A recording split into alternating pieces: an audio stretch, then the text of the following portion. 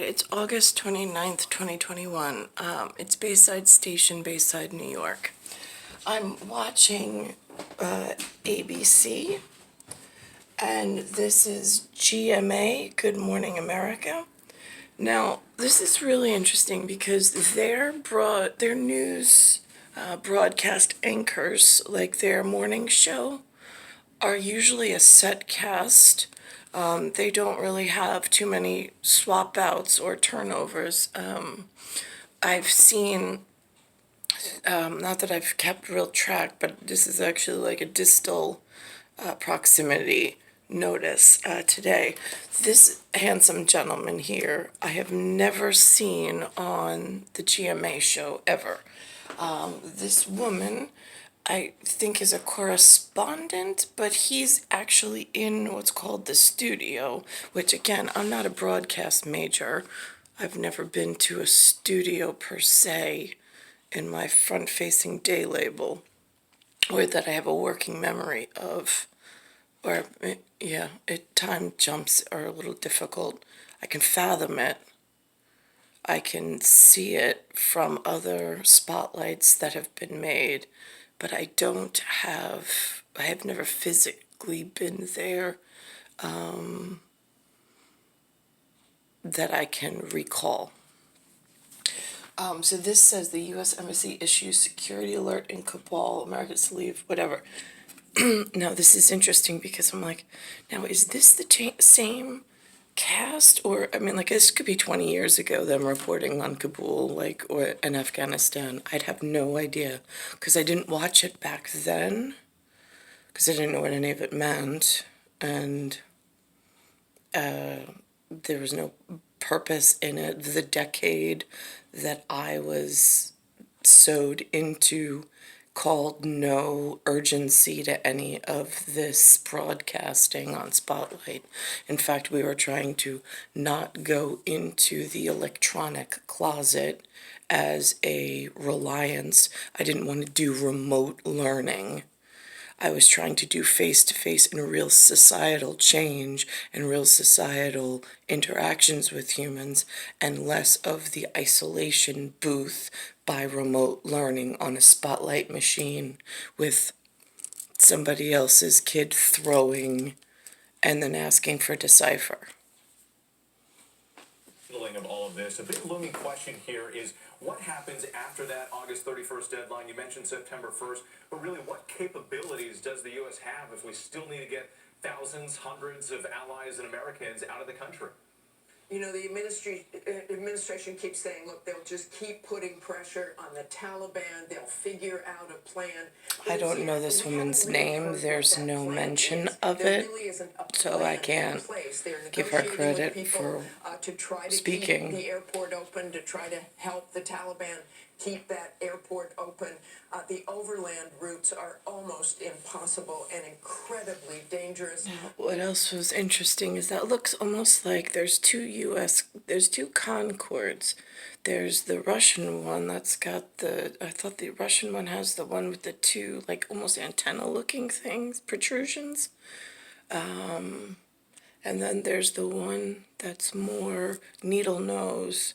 So they showed a picture of that type of airplane, but then this World War I or II looking scenario, and then this woman. And I have no idea who she is or what year she was sewn in or has a born identity paper of some sort for passports. But this is all happening in real time when they are just trying to figure out. They say that a lot, real time. I try to stay away from it, be more specific. Threat. Yeah, and so much at stake. Martha Raddatz, thank you again this morning. We appreciate it. Be sure to watch This Week later on this morning. As we noted there, Martha interviews Secretary of State. He has really nice symmetry on his face. And allies from Afghanistan before that August 31st deadline. Plus, Dr. Anthony Fauci. Now, I thought they said Anthony Blinken, Secretary of State. I really thought it was Pompeo, because it's the volcano, the volcanology. The volcano is Vesuvius,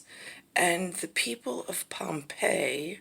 And then we got when Thompson left, but that was 2015-16 in my journal. he he interviewed already via CIA something or other, Pompeo, which I have the LAVA, and then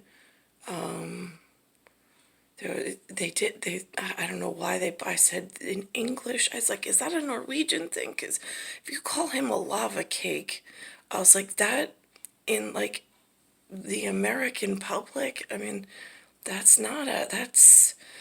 gonna be upsetting, but I know the symbols of CAKE, but you have to, that's a trepid. I was like, why don't you, can you spell it backwards? So this way it doesn't, again, fading memories.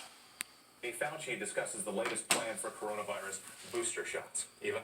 Time now for a check of the weather. Let's go back to Ginger Z in New Orleans with more on Ida and Oh, this is the weather pattern, supposedly, of the here and now. Ida has been explosive overnight, and there's really nothing stopping it. You've got warm water, you've got no wind shear.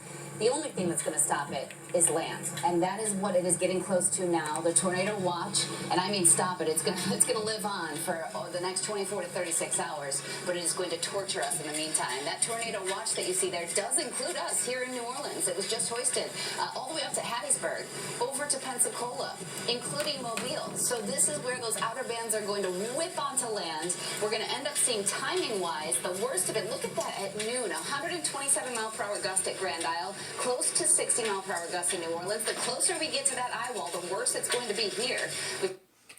Now, there was a storm called Katrina like 20 years ago, or however long ago, I can't give you an exact date, but this is considered Hurricane Ida, at UTSA, USA, and I'd be reporting as UTSA, UZZA. We could see gusts up to 70 at least, and that's going to be the type that takes out the power, that leaves places south of here and southwest of here uninhabitable for weeks, if not more. So yes, it is going to keep moving. It's going to come up against a stationary front, and that's why we're also calling for continued rain, 4 to 6 inches, Kentucky over into West Virginia, as we get into the parts of the midweek. That's the big picture. Let's get a check now a little closer to home. Good morning, everybody. We're looking at clouds giving way to some sun breaks this afternoon. 78. It's less humid. It feels a lot better outside than it has the last several days with high humidity. A few clouds tonight, 73 the low. Tomorrow we're back to typical August weather. Sunny, stray afternoon thunderstorm, and 85 degrees the expected high. Storms will be few and far between on Monday. Tuesday it's 86, sunny and warm.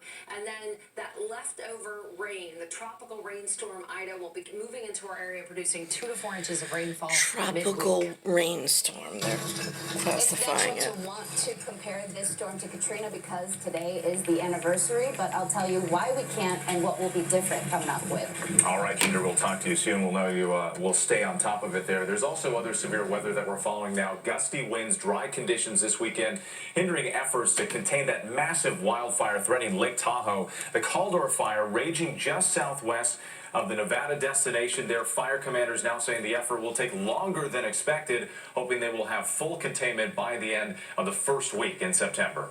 Okay. Now, they name fires for the overall weather pattern, like to line up space and time. They try to name the fires so this way the fire lines up with the weather pattern, so this way they have some kind of congruency of space and time. The problem is they manipulate and airbend and set policy on all the wrong things by manipulating those factors and by knowing those factors, and not a lot, and them not really being public factors. It then becomes a power struggle elsewhere, which causes more problems in the long run and in the big schematic.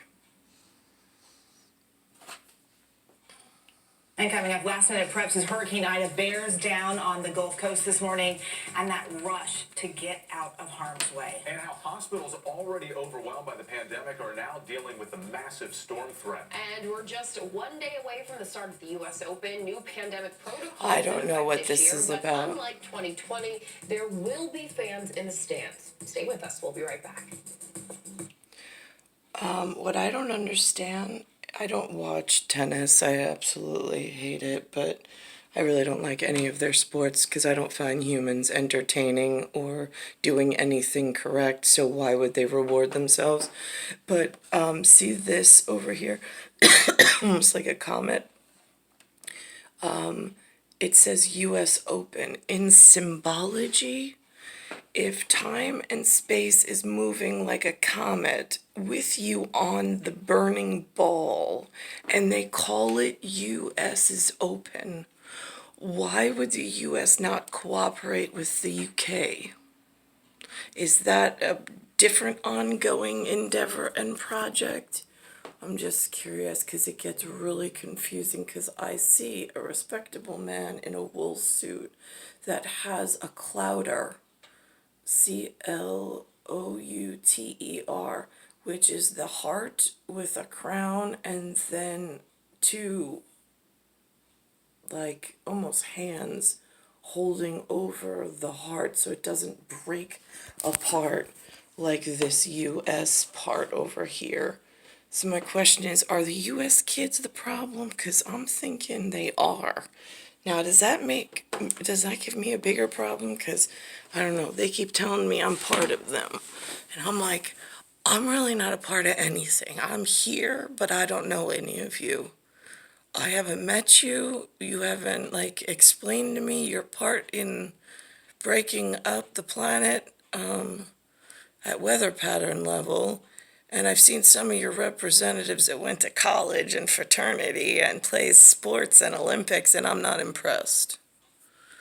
I like your musicians and your movie actors, some of them, better from afar since they come into my living room through a spotlight. But even that gets a little creepy depending on how you explain it. So that's why I'm just like, I watch your TV ads of what your side of lineage is up to in respectful academy and training institutions, kind of, sort of, but not really. I was like, and I take it with a grain of salt from a distance. I was like, but some of it doesn't stick in my graw or my working memory, so it just kind of eludes me. I'd have to watch a refresher for storyline. It's not like I'm trivia kid. It's not me. I'm like in the now, only because it's so painful. Also, there was a spot where TEOFRIO first moved in, and this guy, Jay, and SARA, I was working at Chase, CHASE, and SARA was working at Chase and wanted to come over, which was fine. We were going to have a drink or whatever. And then she invited a couple of friends. TEOFRIO invited a couple of friends. And then they gave me something called, I think, a perk. I had a headache. Was it a headache? I had a headache, and they gave me something called a perk. And then all of a sudden, I had to leave. Like, I don't know if they left. I had to go lay down because I was, like, knocked unconscious. And then for 3 days after that, I mean, I could have technically been dead for all, because I shut off. I'm on, and I'm animated, and then I'm off. And I laid in bed for like 3 days trying to recover from whatever yellow, they said it was a Percocet, I think. But it took like 3 days. I was dizzy, I was nauseous, and I could barely get up and walk. Everything was spinning. It was vertigo so bad. But that was when TEOFRIO first moved in to my house, and the kids were at Jason's for the weekend, one of the weekends. And Anthony wanted to have people over. And I'm like, I guess, I mean, like, what kind of people? So they played like beer pong or whatever. I mean, like, it was innocent. It wasn't like a whole house full of people, but like, I'm not really an entertainer or used to entertaining. So, that got a little fuzzy and hairy in like how the sequence of events worked and what the purpose of it was. Bobby Gordon was there. I talked to him for a while out. He was smoking a cigarette on my front porch, and he mentioned something about me being a star child. And I was just like, yeah, I've never even heard that phrase before. And that was timed right about when Ancient Aliens was first broadcast for me in 2010 on the History Channel in New York. That was Ronkonkoma. I guess if this is Bayside Station, their U.S. Postal Office said Ronkonkoma, or Lake Ronkonkoma, New York 11779. So I'm gonna go. That was on Hawkins Avenue, is where that one was located, and that's where Alexander and I were, near MacArthur Airport and that whole little enclave. But that Anthony thing was really, really weird, because he's done that to me several times where he's just put me in really dangerous situations, and I'm just like, are you for real? Like, why doesn't anybody, like, kill you already or arrest you? I mean, like, you're really not worth keeping. Just saying, if you're gonna poison someone like that is on special permission to do stuff, why on earth do you think you're so important? Star 1978, star 8378, Nicole Cateruza. It is August 29th, 2021, and it's Bayside Station, Bayside, New York, 11361.